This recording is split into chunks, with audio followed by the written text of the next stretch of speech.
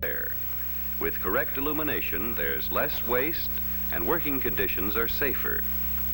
In certain types of very fine work, special illumination makes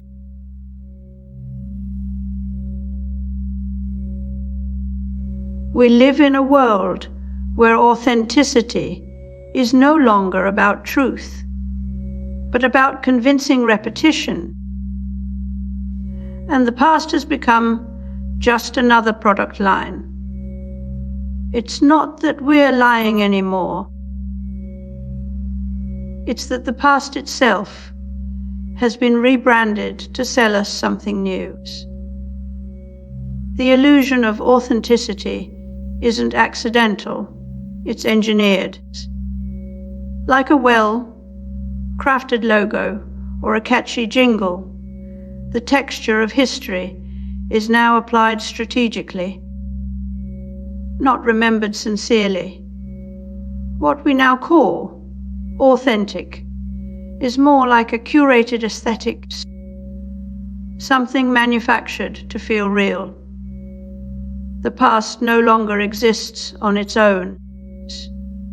It has been commodified and repackaged. This isn't just about marketing. It's how we navigate meaning in a world of infinite content.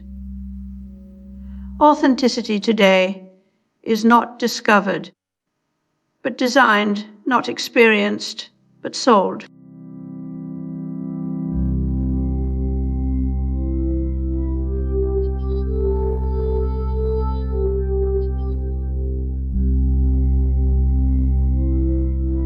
Digital aesthetics aren't just about pixels, they're about power. The clean lines and flat design we see today are tools for control, masking complexity to make tech feel effortless. Every medium has its signature flaw, a crackle in vinyl, a grainy frame on films. These were once unavoidable consequences of the technology. But over time, they became signs of authenticity. We learned to associate those flaws with truth, with history, with something real. Now, they're just another filter setting.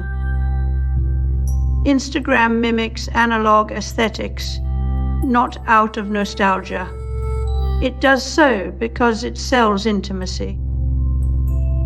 It creates a shortcut to trust. The past is not preserved, it's reassembled. A grainy texture isn't a memory, it's a marketing tool. AI now generates handwriting for brand campaigns or synthetic lettering in documentaries too. Feel old. We've moved from faking authenticity to manufacturing sincerity itself. It's a seamless lie wrapped in the aura of truth.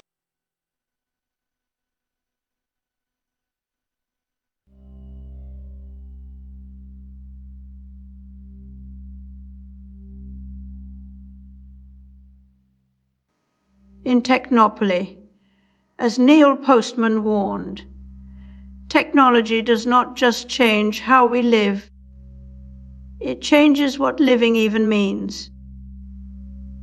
Information is no longer a tool for understanding the past, but an engine that erases it. The past becomes invisible when everything is reduced to data points and profit margins.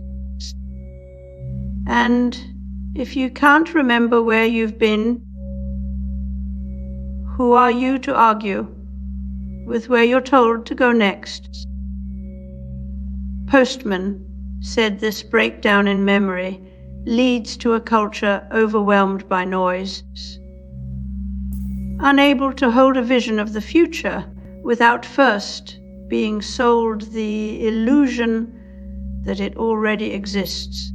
Just this week, a poll revealed that over half the public fears artificial intelligence could take their jobs. This fear is manufactured nostalgia. We're told to romanticize the past while preparing for a future we don't control. Companies sell us memory as product, retro designs rebranded, old tech repackaged, and even AI, systems trained on curated golden ages. The result: a world where what was never real becomes more convincing than reality itself. Baudrillard described this as simulation, not imitation of the real, but a hyperreality that replaces it. Sherry Turkle once argued that personal computers gave people a sense of empowerment in an otherwise dehumanizing system. But now, even our tools have become instruments of memory manipulation, not to liberate us, but to anchor us more firmly within manufactured timelines. When AI systems begin predicting your past based on biased data, you're no longer remembering history.